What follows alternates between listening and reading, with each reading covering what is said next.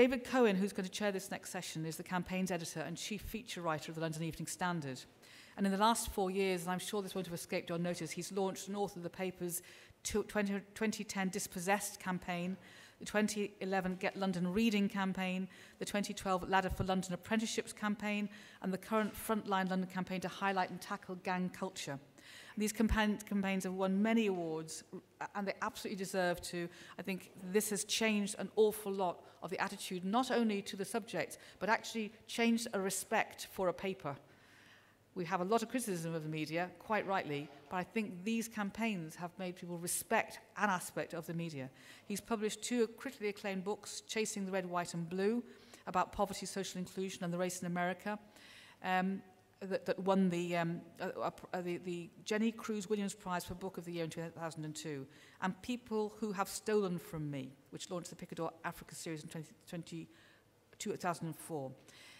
He's a Harkness Fellowship, travelled on a Harkness Fellowship. He was born in Birmingham, which is a useful thing, I think, to say. And I'd like to thank him for his campaign and for hosting this discussion. David Cohen, thank you.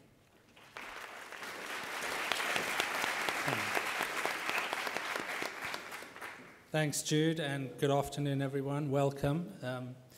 I'm not going to detain you too long, but we have a very heavyweight panel here on gang culture. I have to confess, gang culture is not a subject that was very familiar to me growing up. I grew up in a relatively functional middle-class household, born in Birmingham, raised in Johannesburg, and then decamped to London around 1987. And my familiarity with gangs was Woody Allen in Run for the Money or something like that with the chain gang. But when I came to London, I started to think about and encounter a different side of life. Gang culture is a subject that I've been thinking about and asking a lot of questions about for about the last 8 months. And what struck me when I entered this world was how the debate around gangs tended to centralize around 2 polar points, depending on how sort of far or close we felt to the subject. Firstly, there was a response of being intensely fearful of gangs. For those of us who have encountered gangs or live on estates where there is a gang, we know that this can be for very good reason. When you look at the statistics, I think it's a quarter of knife attacks, half of gun crime, and a fifth of violent crime is because of violent youth gangs in London. Of 125 teenage murders since 2007, half of them are gang-related. So out of this fear, which people tend to respond to and which gets put out into the media, we've tended to demonize gangs. The second response that I encountered both within myself and London at large was the entire opposite. From afar, we tend to glamorize gangs and almost, in a sense,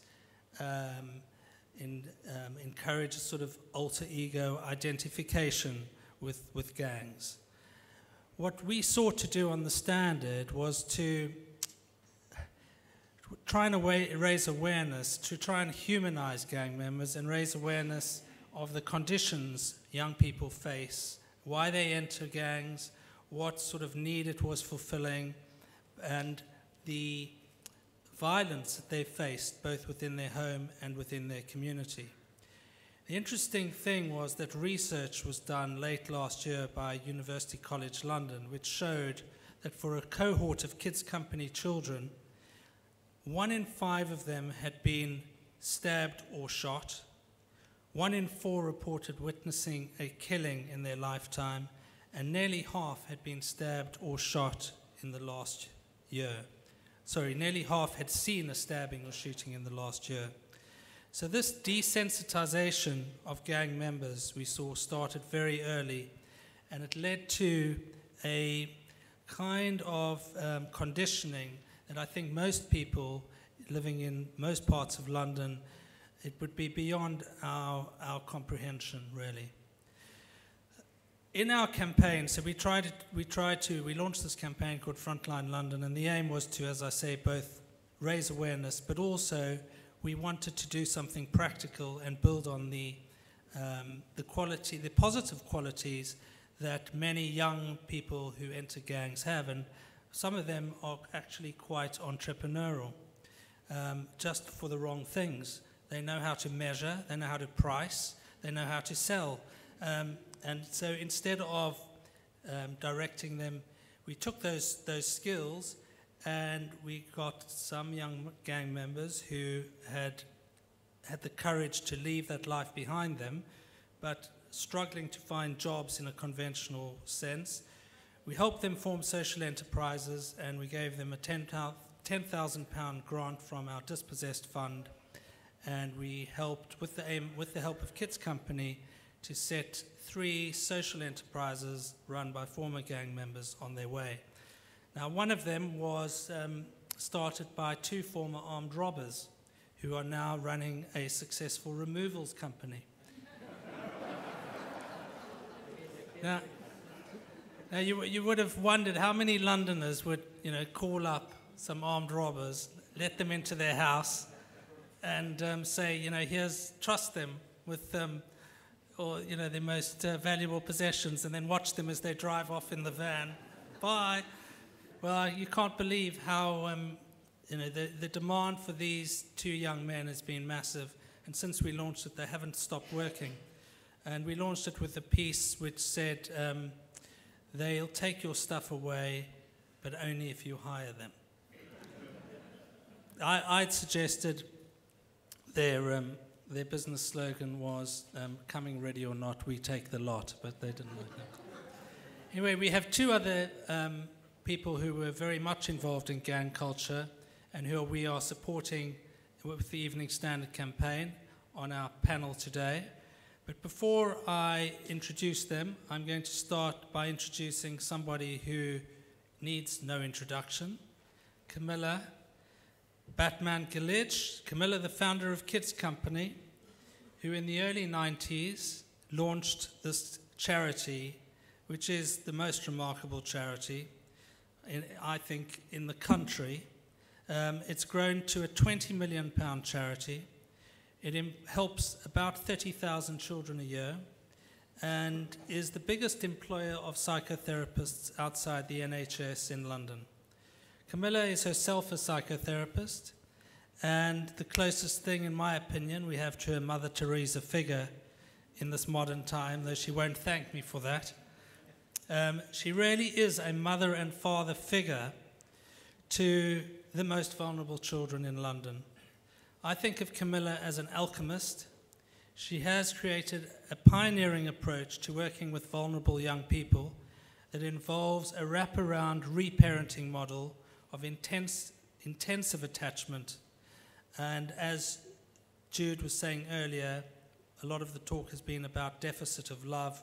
Camilla's organization is about bringing love to young people who haven't really experienced the kind of love that you would hope that they would get from their family or community environment.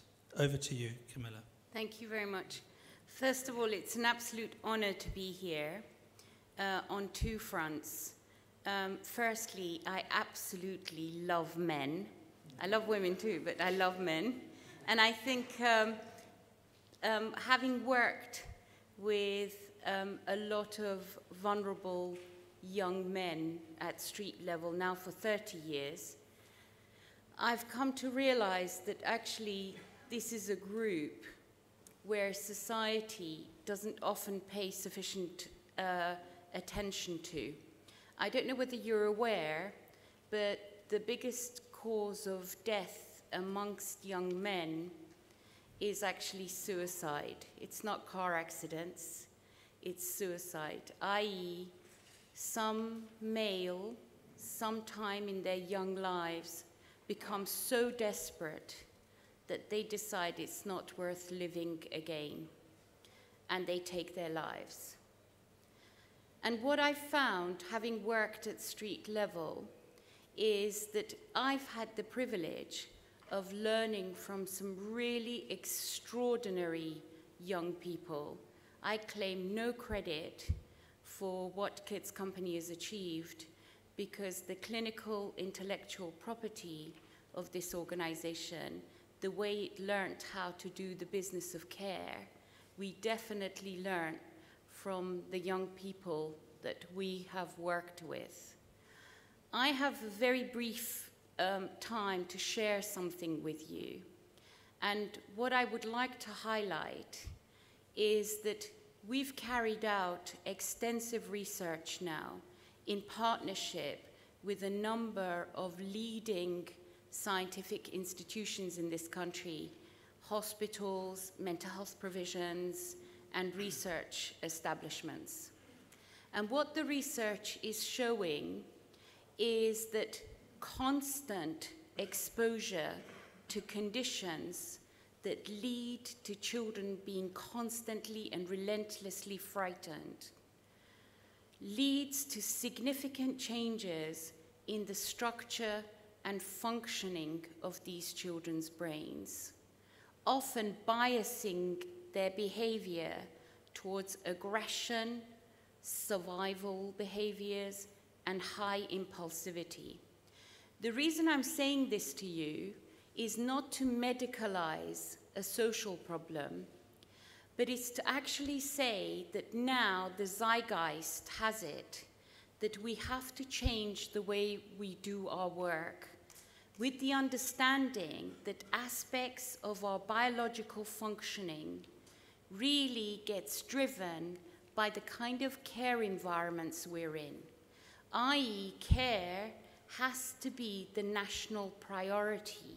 It can no longer be something that people do in secret and it's never talked about.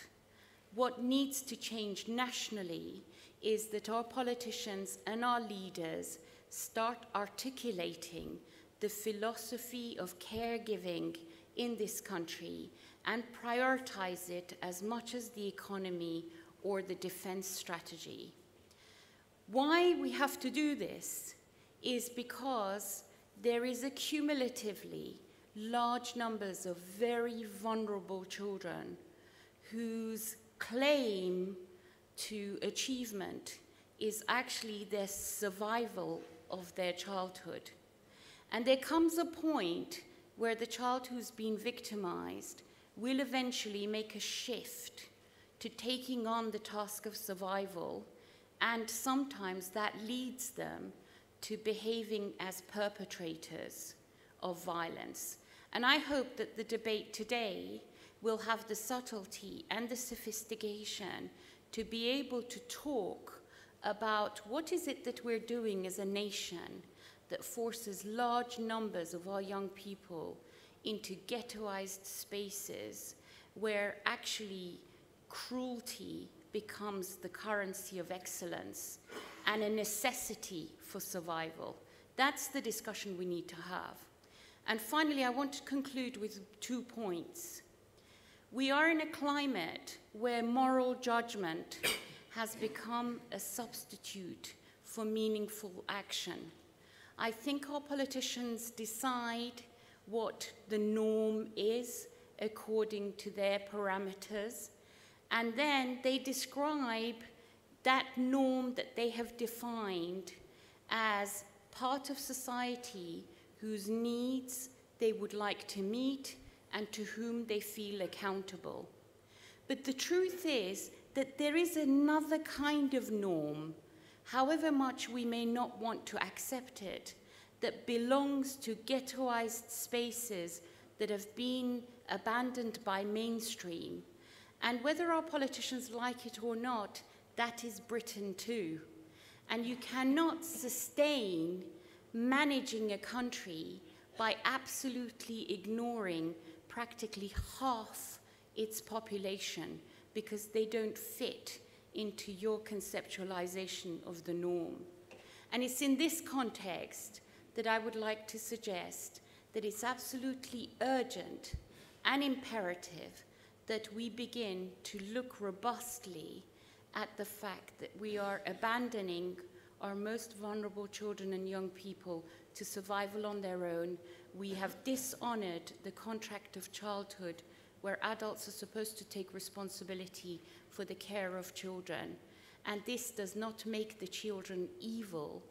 It makes our actions as decision makers repugnant. And that's what I feel about it. I feel that when you decide to abandon the most vulnerable kids, you're a con job as a leader. Thank you very much.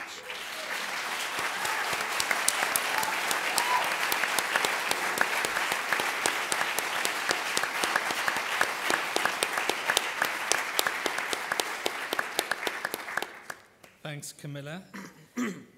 Our next speaker is Akala. Akala is a rapper and hip-hop artist from Kentish Town. In 2006, he was voted Best Hip-Hop Act at the MOBO Awards.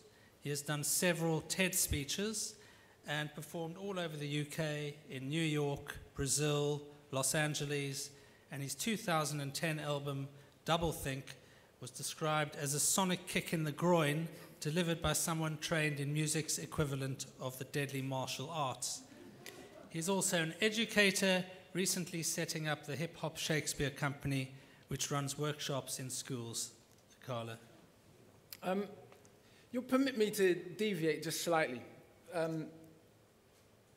Semantics are very important, and we are part of a debate or a panel, and the title was Gang Culture, I do believe.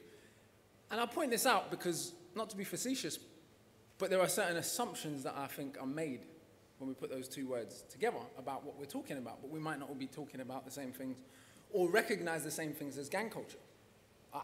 To me, invading other people's countries to steal their resources is gang culture. David, for example, said he wasn't familiar with gang culture. He didn't grow up around gang culture, not to be personal. At the same time, said he grew up in apartheid South Africa. What could be more gangsterish than apartheid, right?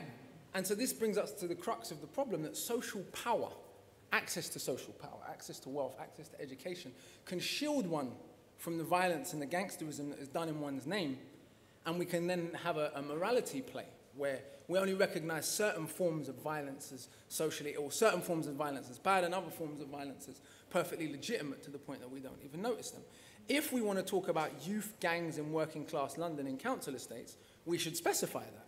If we want to have a broad debate about gang culture, and I'm speaking in it, we're going to be talking about gang culture in a broader sense. But I do believe what was inferred by that was youth gangs in London. So I'll focus a little bit around that, but I will refer to other forms of gangsterism, or at least what I recognize as gangsterism. When we talk about these gangs, these youth gangs, again, there's a distance, and there's a problem that exists over there. And there is no, or at least from what I've seen, whilst there are very positive initiatives happening publicly, there was very little examination of the relationship. We talk about underprivilege. We never talk about overprivilege, which is its inverse. If underprivilege exists, overprivilege must exist by virtue of basic semantics, right? We never talk about the relationship between underprivilege and overprivilege. We talk about those underprivileged people over there and their awful behavior, but we never talk about the overprivileged and the forms of aggression that overprivileged people enact on a daily basis that relate to those forms of behavior. We rarely examine the role that institutions play. And this is not to blame, as people always say, whenever you want to look at a broader picture, they say, often people say you're blaming or you're making excuses. No, I want to look at the broader picture. If you go to a doctor and you have diabetes and the doctor tells you it's because you eat too much sugar, the doctor's not blaming sugar, he's asking you to examine your diet. And for me, having grown up around this kind of violence, but having also been equipped from very young with tools to understand that violence on a psychological level, on an economic level, on a political level, it's been an interesting tightrope for me, because reasoning with people in the street and trying to explain to them the psychological and historical causes of this kind of adolescent violence wasn't exactly going to get me out of a difficult situation, right? But understanding it allowed me to survive it in many ways. And so I think that there needs to be, if we are serious about solving these problems, which I'm not sure that we are, I mean, we have to be honest with ourselves, what kind of a society would we create if we empower these kinds of people? Do we really want that society? Is that the society we're aiming for? Do the children, the people whose children go to Eton and Oxbridge want to have to compete with people whose children come from Peckham and Tottenham for jobs, for positions as astrophysicists, to be the Dean of Oxford? Is this what we're striving for, a genuine meritocracy? If it is, it's going to be a very painful process, not just for the people in underprivileged spaces, but also for the people in overprivileged spaces, because being accustomed to overprivilege and then all of a sudden having the rug pulled from under your feet, so to speak, is very painful. And so for me, what I'm interested in is not dialoguing about this problem that's over there, that's alien to people like us, even someone like myself who's now successful and educated and have traveled the world, even though I come from that, right? What I'm interested in is really genuinely looking at causes. That doesn't remove individual responsibility, that doesn't remove individual culpability, that certainly doesn't bring anyone's child back to life. But if you are genuine about solving an illness, and violence is a form of illness in my belief at least, then you must understand the cause of that particular sickness and propose then adequate and sensible remedy.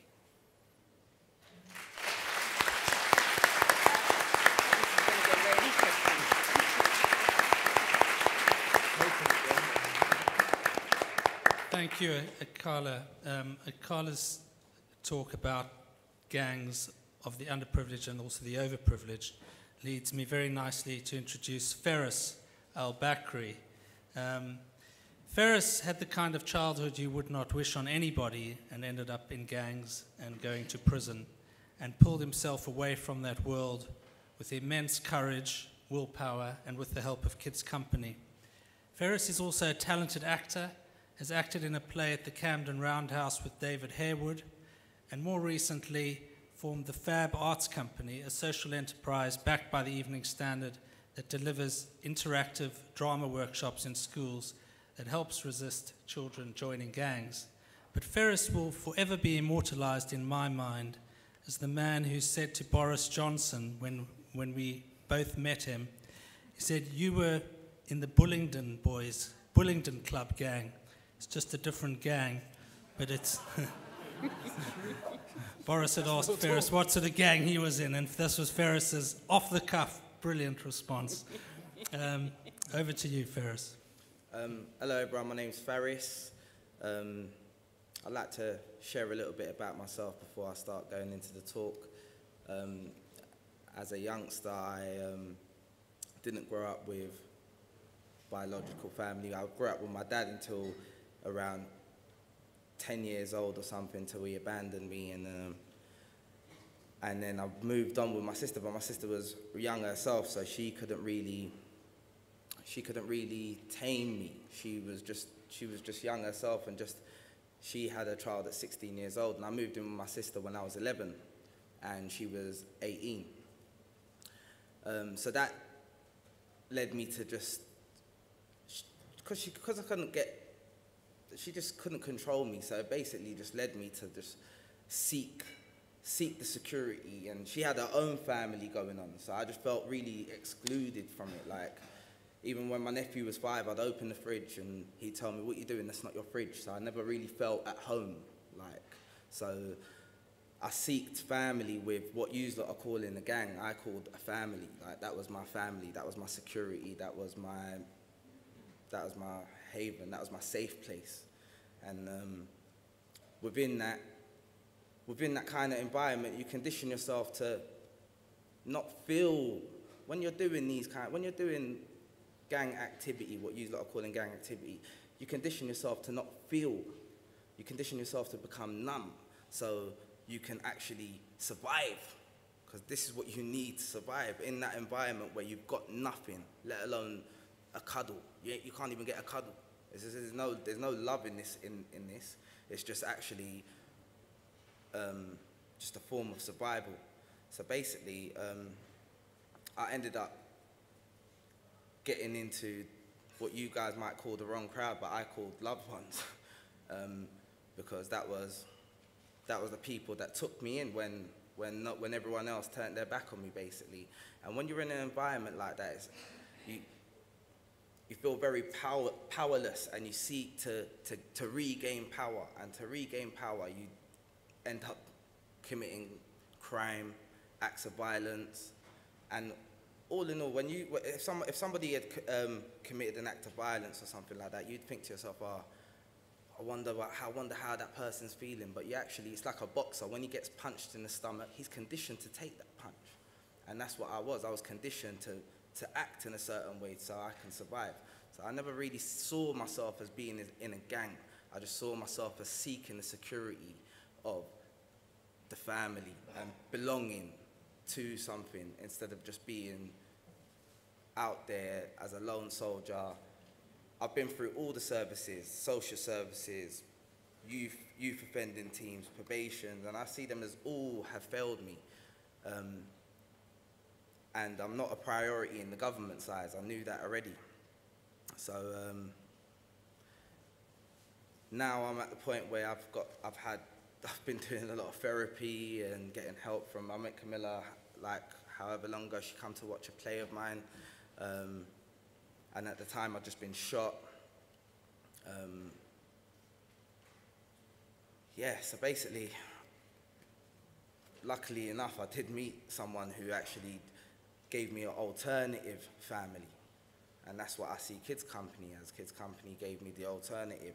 Look, and what I realized is when I went to prison, my so-called family, they never ripped me.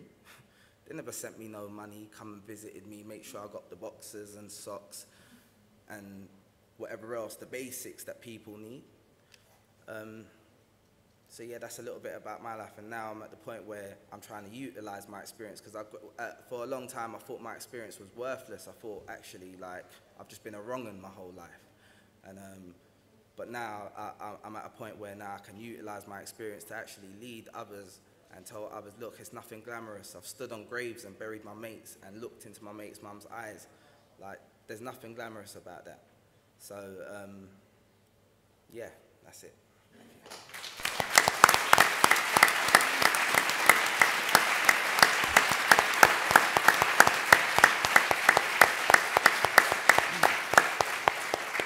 Thank you, Ferris. Lastly, on the panel, Cole Locko. Cole is a former gang member who successfully turned his back on gang life and has become a community champion and a youth ambassador at Kids Company. He is also currently partly heading up one of the social enterprises backed by the Evening Standard, an events and wedding planning company called New Bigs, which stands for New Beginnings. And they actually did Ed Miliband's Christmas drinks party. So not a bad start. And Cole's also an extremely busy man because he is currently doing his politics degree at University of East London. Over to you, Cole. It's always interesting to kind of there's so much to say, you know. As far as I'm concerned, everything in life is relative. And we've all gone through similar experiences, but we didn't experience the same things even in those same experiences. And myself, I joined a gang for maybe different reasons to Ferris, but the underlying issue is the same, that there is an issue and we lack something, and we saw that we could get it from being a part of the gang. And I've heard so many factors and different kind of hypotheses of how I became a gang member, and I ended up being the man that I was, or the young man that I was. And as far as I'm concerned, I ended up going that way because I was led that way. And I'm not saying I was led by my parents, like a lot of people like to cast blame on where's the parents. My parents were at work, like the rest of the country's parents, in order to get through, you know. My mum, she was a teacher, her mum was a teacher. She instilled in me a value for academics. I loved academics, I excelled in academics. I was put in gifted and talented programs. I was in the top set for every class. I shined in every assessment, and I loved learning. My dad was there. I was one of the unfortunate few, and I could actually call my dad Daddy, yeah? He did teach me to ride my first bike, and he did take me to play football. So I don't really like it when they give the parents all the stick. It's deeper than that. But you see, when I left my home, the experiences that I encountered, many have not and will not encounter them. That's just it. I left my house, and the moment I closed that door behind me, there was an element of fear that I could not shrug off. It was real.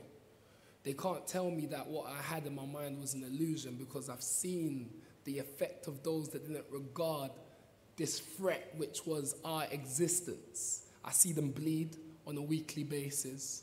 I see them being attacked, mugged, and I basically had enough of my heart beating so fast each time I saw something that was a potential threat. So I said, you know what, if you can't beat them, you join them. I made an executive decision, yeah? I've made a lot of executive decisions in my life, and that was one of them. Someone else would tell me the decision I made was silly, but you know what, the decision I made gave my family immunity. The very same boys that was breaking into my mum's car when I was helping my mum with her shoppings up the stairs, that was an executive decision on my behalf. I had family, friends, and cousins in the area that they could now go from A to B without being approached. They can say, oh, they're Lox's cousin, and then they get a pass. And that's what I desired. And as a young man, I was broken like the rest of Britain, yeah? And there was other perks. I had a form of identity. I had more self-esteem because I belonged to something, you know?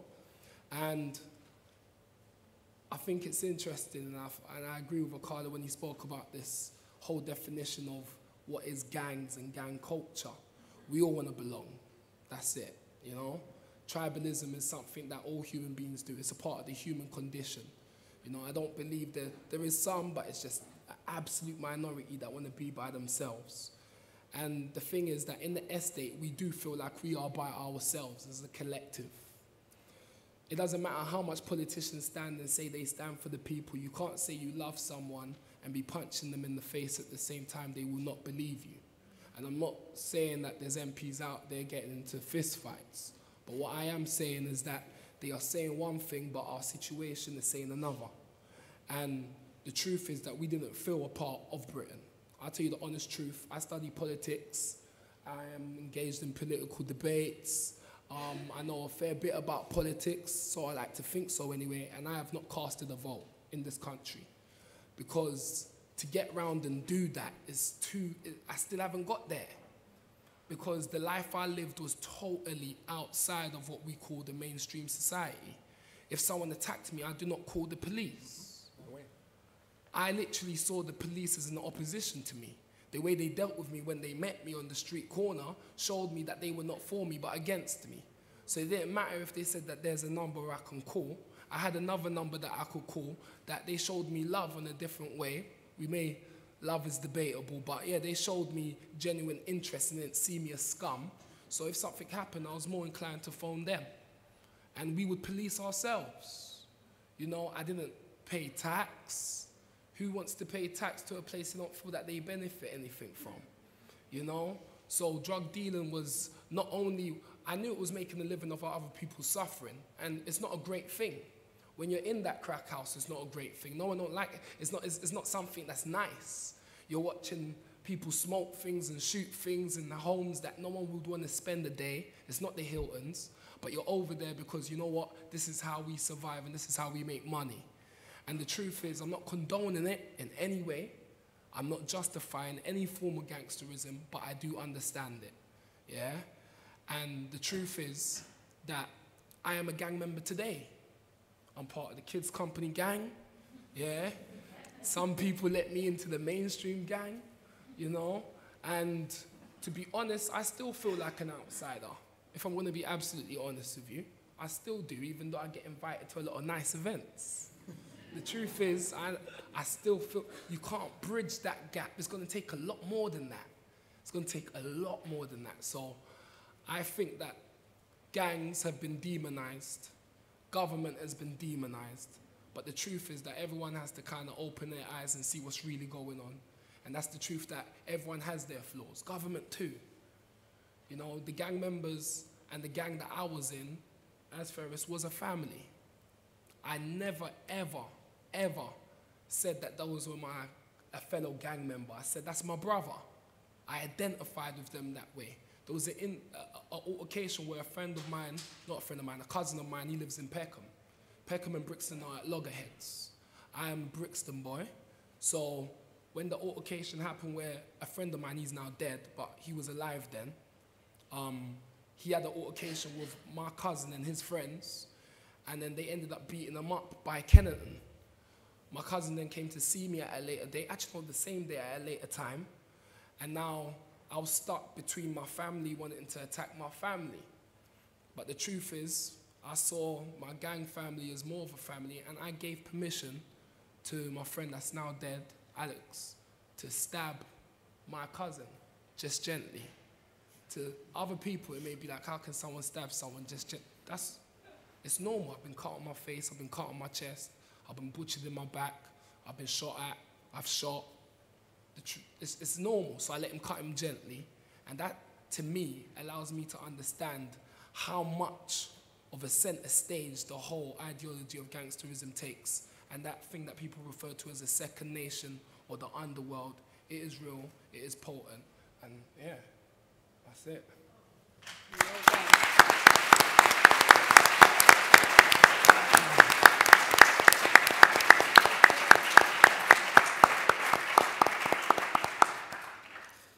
Wow, okay.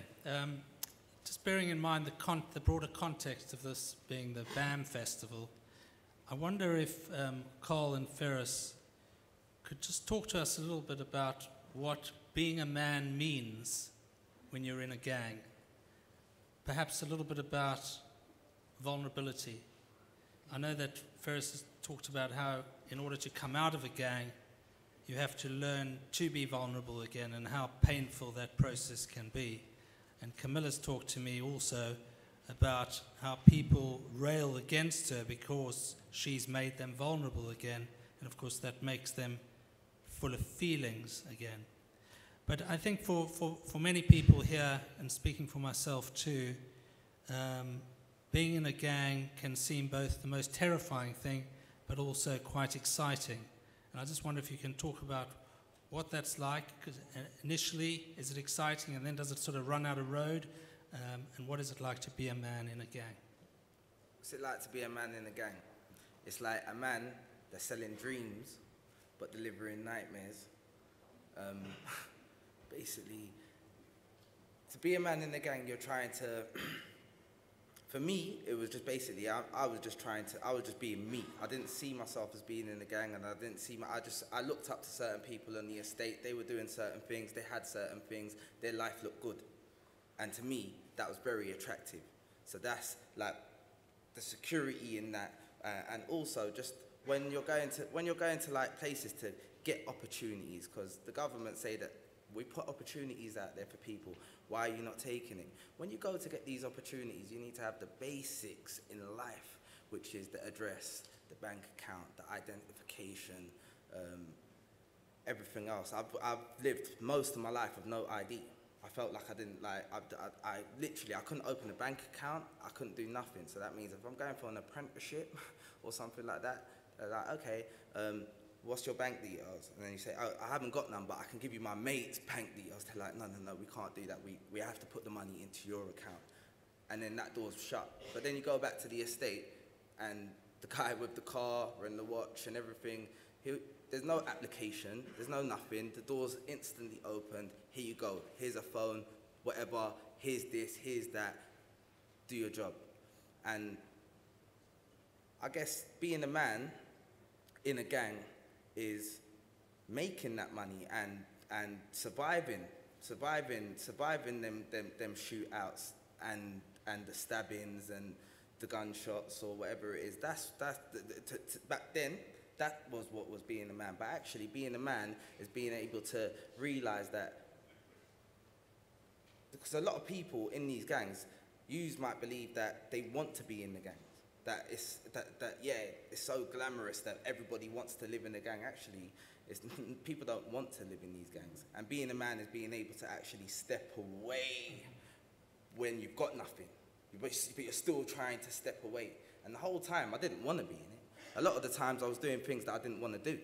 A lot of the times, I was in situations that I didn't want to be in.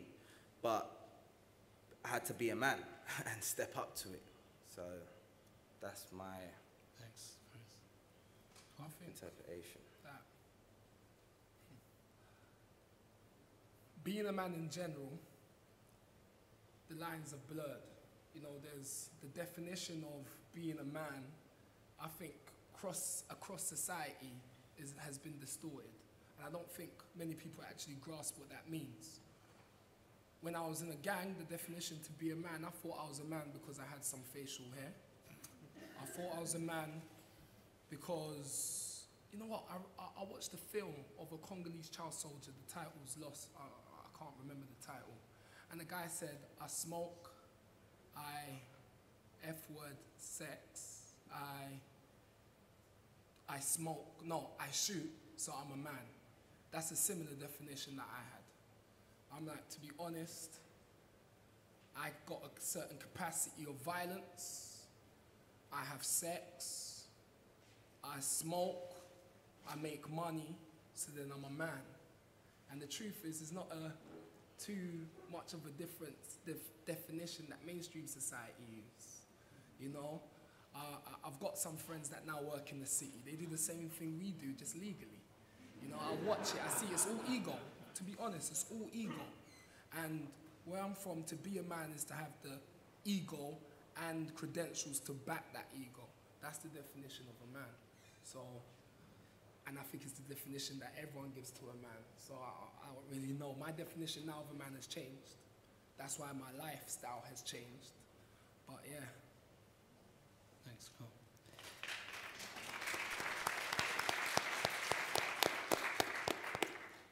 Interestingly, listening to Cole's story about his father being there and Ferris's about a total absence of parenting, I wonder, and people have talked about gang as an alternative family and indeed kids company as a positive alternative family.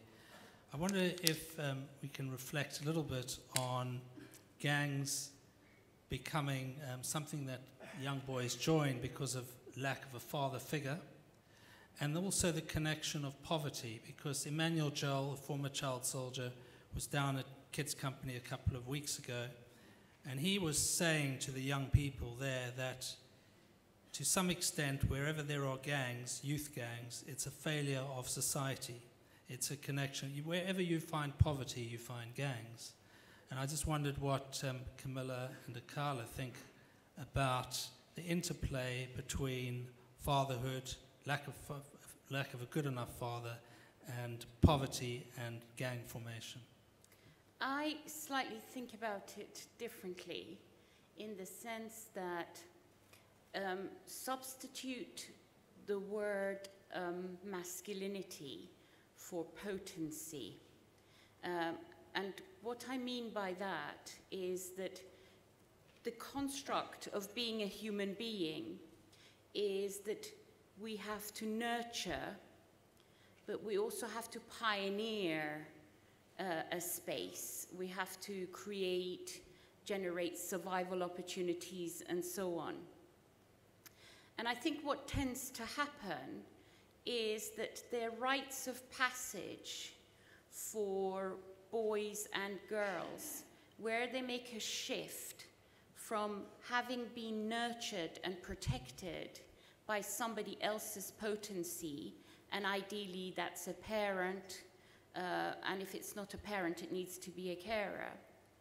And eventually, the passage of growth is one in which the individual who's too vulnerable or small, or the baby, the child, the toddler, grows up and has to take on the responsibility of pioneering, being potent in the social space.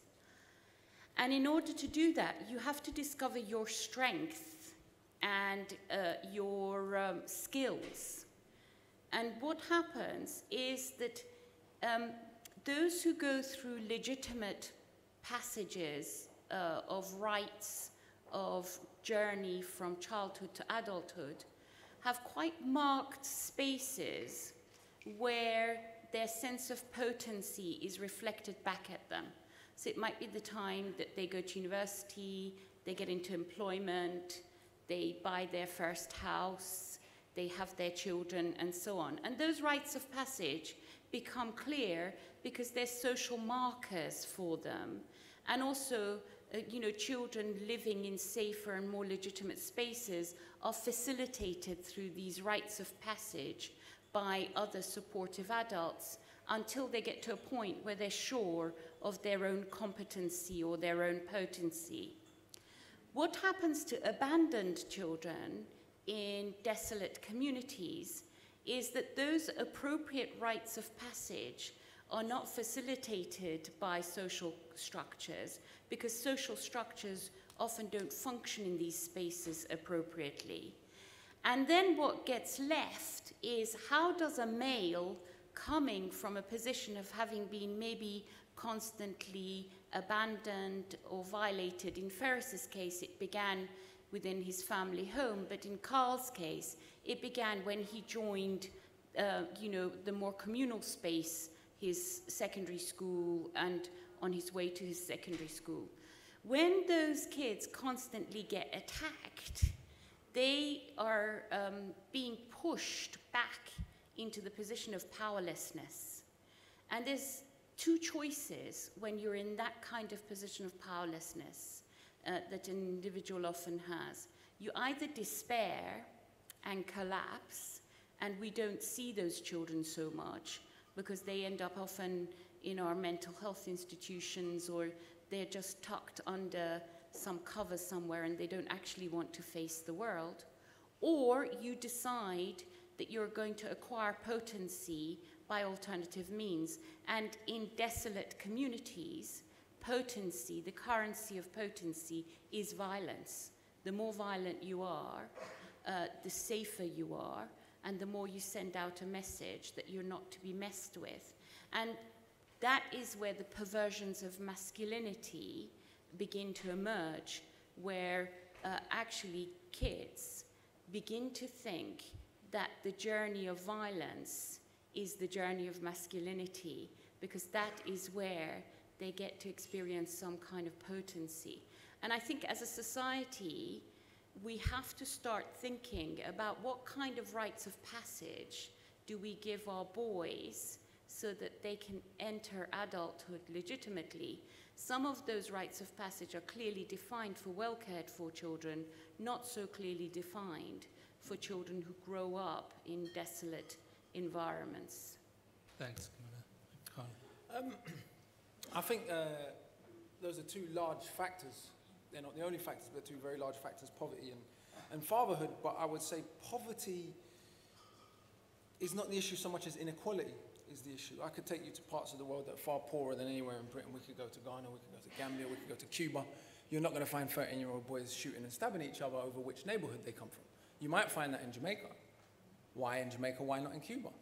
Right? So from society to society, you have different reactions to poverty depending on the makeup of the society, depending on the media of the society, depending on how the society is structured and what people's relationship is to that society. So I don't think it's just poverty, because the poorest part of Britain is still significantly richer than most of the rest of the world, right? And so do children in all parts of the world get to 12 years old and are faced with this kind of intra-group violence? In fact, I went to a township in Zimbabwe in 2011. Kids there have never seen guns, never seen knives. My life, and they wouldn't believe me. They refused to believe me that the first time I saw someone get hacked in the head with a meat cleaver, I was 12. And they're saying to me, I'm privileged because I come from London. Yet they live in a place where, because they have community, the poverty doesn't affect them in the same way. Even if there's single parenthood, if you have 10 other men in your area, in your neighborhood, in your village, to look out for you, to bust you around the head if you get out of line, to talk to you, but most importantly, for you to respect and look up to and be disappointed. What got me when I was young was not men shouting at me, not men getting angry. I didn't grow up with my dad, but the father figures I had, including my own father to a certain degree, what got me was respect. My godfather was a man, the most intelligent man I knew. He's actually stage manager at the Hackney Empire Theatre, right? He was the guy I wanted to be like. He was also a very strong man, and he's incredibly handsome, so it helped, right? You wanted to be like him. But it was respect. The idea of him being disappointed in me was more painful than the idea that he might beat me or scold me or shout at me. And so having those people that you respect so much, that just them saying, I'm disgusted with you, makes you feel like this big That's more important than kind of a patriarchal, overbearing madman of a father. That kind of abuse doesn't help. So I think those two things are factors, but we have to look deeper, because you can cope in poverty or you can cope with absentee parents if you have community. One of my best friends at school, his mum and his dad both died. He's from Uganda. But his church community and his religion and his circumstances meant that even though he grew up on a rough estate down the bottom of the ends, he's now an aeronautical engineer. Now, if he didn't have that community to insulate him, where would he be? And so I think it still takes a village to raise a child. Yeah.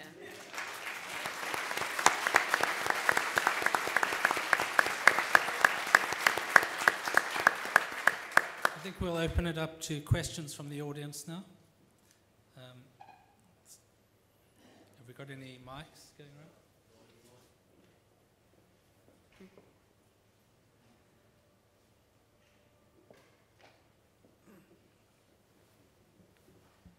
Hello, thank you very much. Very fascinating to everybody's points of view.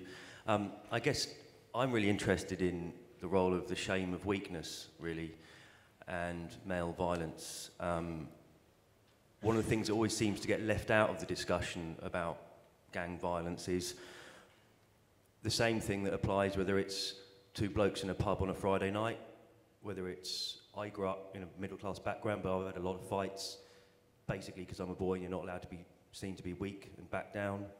And I'd be really interested to hear what your perspective is. It's almost like you've talked about vulnerability, but that seems to me a thing that is specifically male. Women aren't shamed for being weak in the same way, I don't think, and I'd be interested to know, not by all of society, and I'd be interested to know what your thoughts are on that. I think the first thing is to distinguish between weakness and the capacity to feel. As human beings, we have a wide range of feeling repertoires, and that includes sorrow and sadness. And we need to be able to allow men to have this range of feelings without being ashamed. What's happened in the British culture is that the more vulnerable emotional repertoire has been described in men as weakness. And that is where things go wrong, because it prevents men from being able to share their full range of emotions with people who are intimate with them often.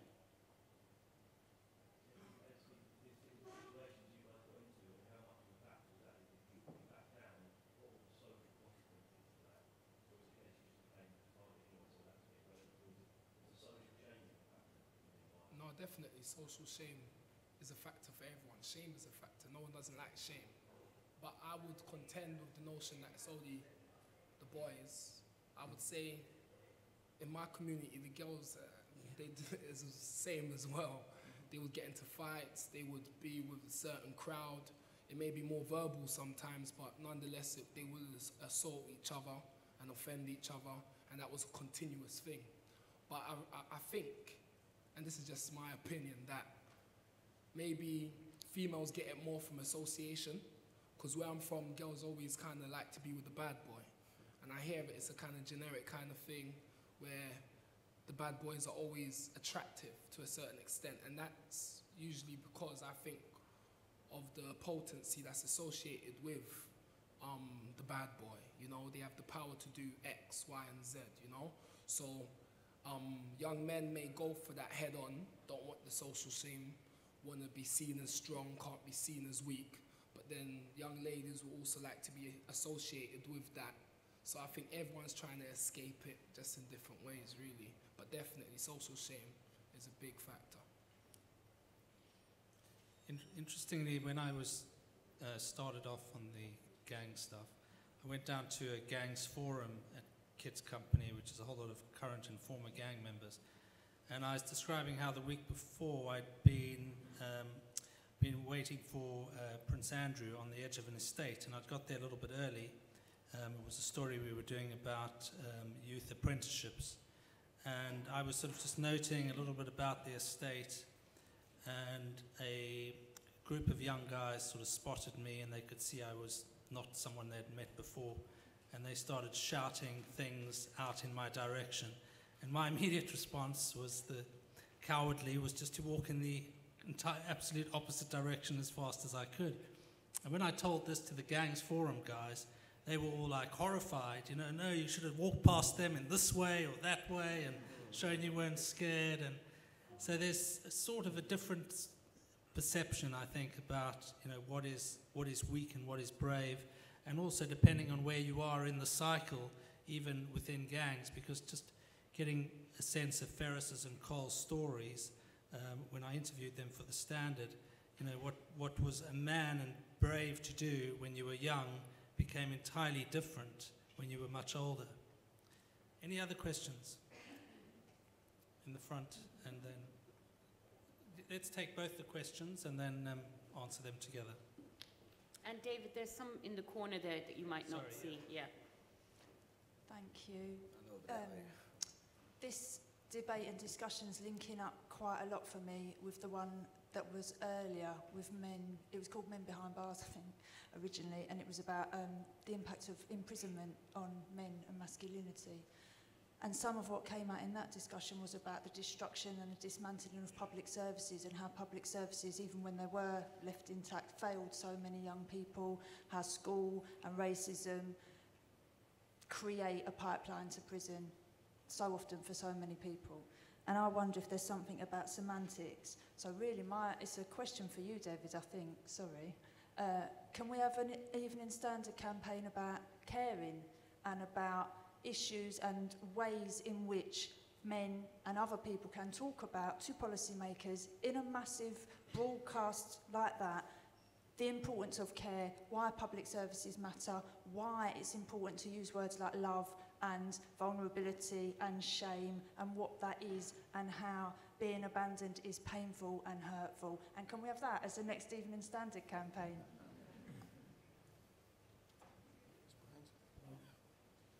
Well, I am absolutely breathless, speechless. To be here today has been one of the most blessed times for me for what I'm learning.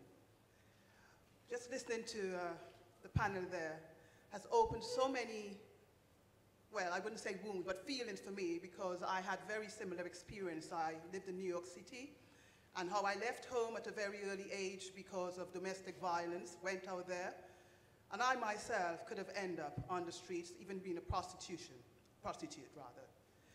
But so I just felt I had to say something here, because it really has a lot to do, I guess, with your, if it's strength I call it, or something in you to make you feel that you, although you've been through that dark side, although you've been through that, there is something there in you that you're holding on to bring you where you are today. Something is in there, and that's what I can see in each one of you right here, because it's mirroring something what I felt back then when I myself had those choices to make of ending up on the street in New York City. I left home at the age of 16. So here I am today, looking at you, beautiful, beautiful young men, and what you all are doing to your life. I am so proud of you all. So thank you, thank you, thank you. Thank you very much.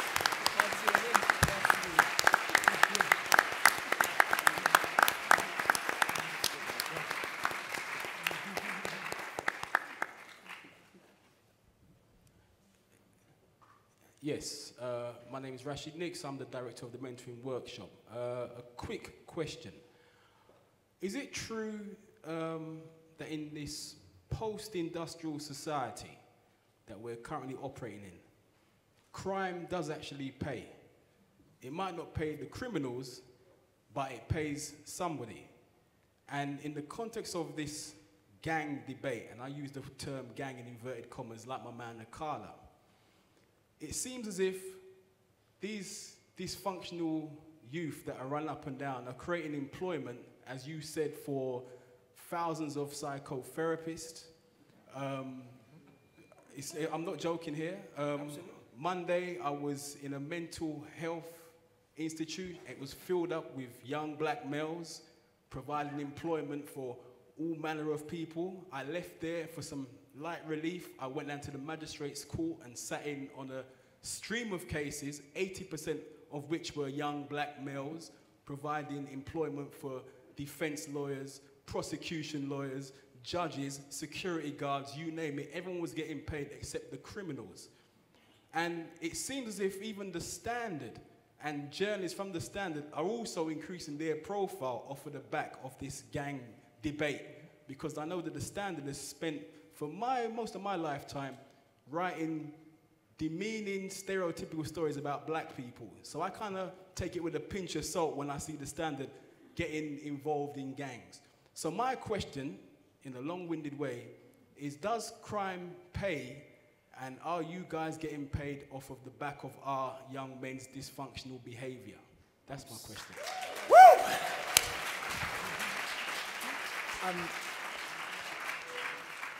Brother, I'm so glad you asked that question. Well, we'll start with America, our greatest ally, only because there's so much more written in it, so more easy to reference statistics, and America's history is so much more well known to people. I recommend everyone in the room read a book called The New Jim Crow by a woman called Michelle Alexander. And to understand America's prison system today, America has more people in prison than any country on earth, more than China, more than Iran, more than Russia, more than any nation in the history of humanity.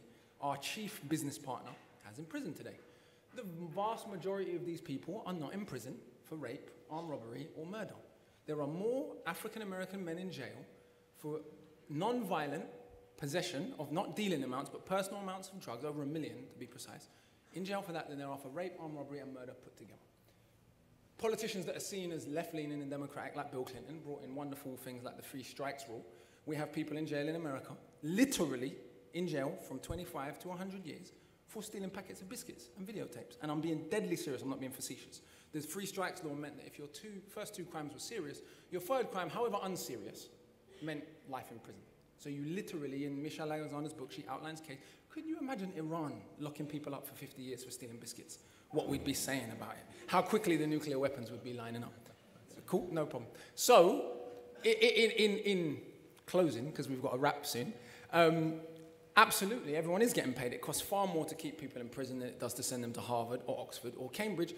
But this is not inconsistent. It's not me being horrible. If we know the history of the United States, if we know the history of Britain and its relationship to black labor, it shouldn't be unsurprising, this continuum. It's not exceptional. That's not me being horrible. It's just a fact. What would be the consequence if America didn't have those 2 million black men in jail?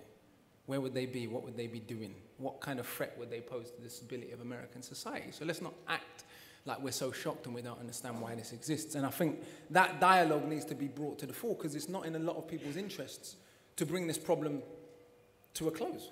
It's in a lot of people's interest to keep it going. And what the book outlines, as being my last 30 seconds, is actually also the relationship between, directly from transatlantic slavery and the 13th Amendment to the American Constitution, which didn't abolish slavery, it made it legal to enslave criminals, to chain gangs, to what today we have private prisons. And many of these prisons are owned by private companies like Corrections Corporation of America, who I do believe are connected to G4S, who own prisons in this country. So you can see the continuum even over here. If a prison is private and the value of my business is based on how many people I have in prison, what possible motivation do I have to have less people in prison? It's just common sense.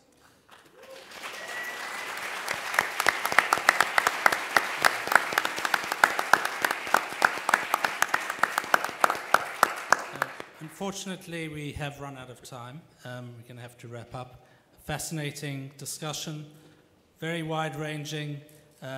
I will just end on a positive note that I think that any heat and light that is brought onto the subject is really positive, both from a perspective of all the practitioners involved. I hear that you're a mentor, so you are also involved in dealing with the problem. I hope that as a newspaper we can do so responsibly, and I also would like to hugely thank all members of the panel, especially Carl and Ferris, for sharing their stories with us. And thank you all.